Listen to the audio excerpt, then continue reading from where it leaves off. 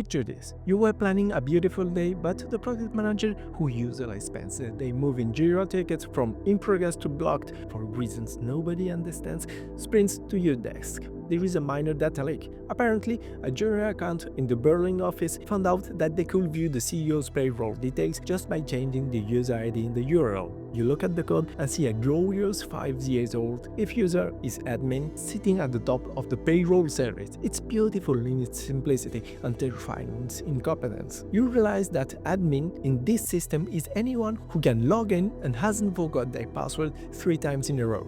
Sound familiar? We build these fortress-like authentication systems with Auth2, OIDC, and multi-factor hardware keys only to leave the back door open because our authorization logic has the structural integrity of a wet paper towel.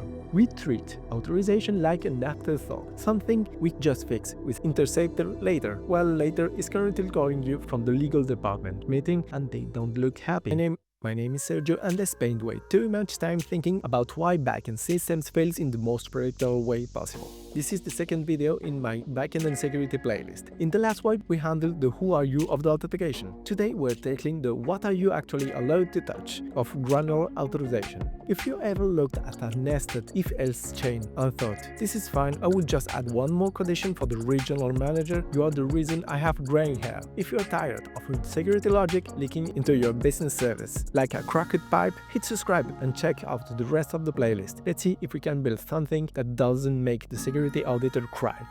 Before we touch a single line of code, let's address the self-deception that fuels the tech industry. We tell ourselves these lies to sleep better at night. The front end will hide the buttons. This is my favorite. It's like putting the do not enter sign on a door that isn't locked. You're essentially trusting a JSON payload to a user who has access to the Chrome DevTools. Bold strategy. We don't need ABAC yet. Roles are enough. Roles are never enough. The moment someone says a manager can see reposts, but only for their department and only if the report is in a draft state, your role system just died. You're now writing a manager of department and report not draft role. Good luck with that migration. Security is a cross-cutting concern, so the platform team will handle it. This translates to I don't want to think about it. So I will hope some magic middleware solves it for me. Spoiler, the middleware doesn't know your business logic. It doesn't know that Bob from accounting shouldn't see the Alice's expense reports. We feed this architectural depth because we're lazy. We want the features to work, and security is a non-functional requirement, which is the industry speak for the thing we ignore until we get hacked.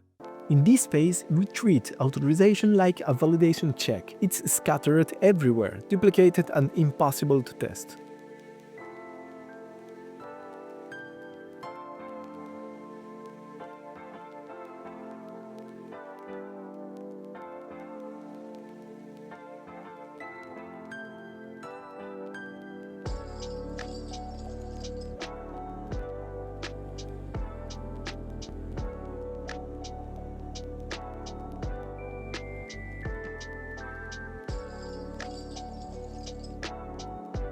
The problem, your business logic is now a hostage. If the requirements for who can update the project change, you have to hunt down every single method. Also, try unit testing this without mocking the entire universe. The developer learns about clean code and design patterns. They decide to abstract everything. They create a security strategy factory with a policy evaluator composite. Congratulations! You've replaced a simple if statement with a hidden polymorphic mystery box. To find out why a user was denied access, you have to debug a list of security rules populated by a DI container that was configured in a file you haven't opened in 6 months. You have added complexity without adding power. We need something that is declarative, decoupled, and dynamic. We're going to use Spring Security's method security, but we're going to do it properly. Stop manually checking for admin and user. Use our hierarchy. If an admin is just a user with more power, tell the framework that.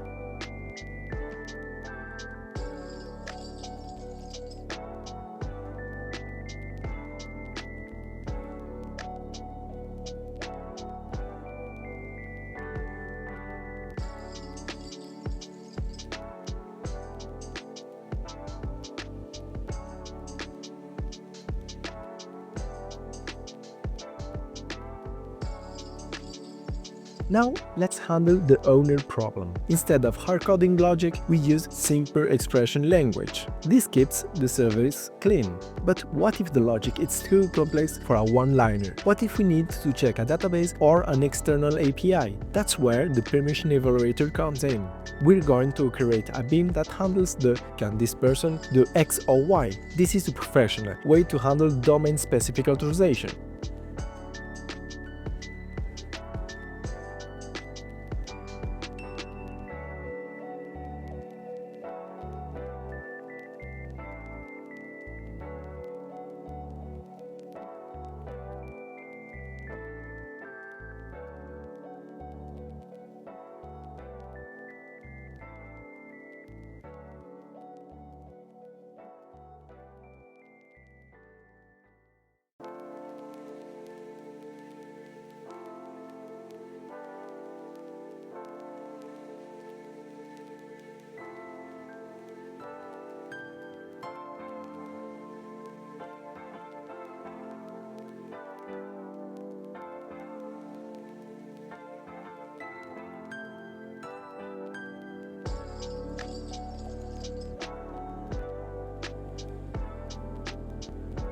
Now your service looks like this.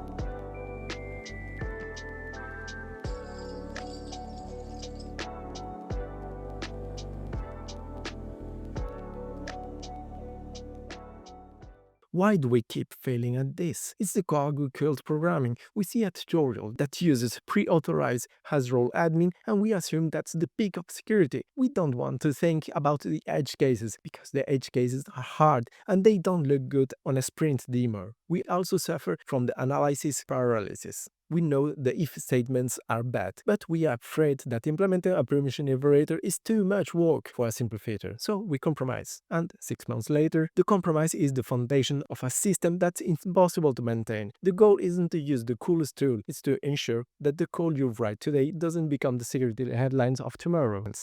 I can already hear the comments. Well, actually, Sergio, isn't SpEL and a PermissionEvaluator a performance hit because of reflection? Listen, if your application is slow because of a few SpEL expressions, you are either building a high-frequency trading platform in Spring Boot. Why? Or your database query are so inefficient that you've wrapped your sense of reality. For 99% of business applications, the overhead of a PermissionEvaluator is negligible compared to the cost of a single poorly indexed SQL query. But focus on the actual bottlenecks.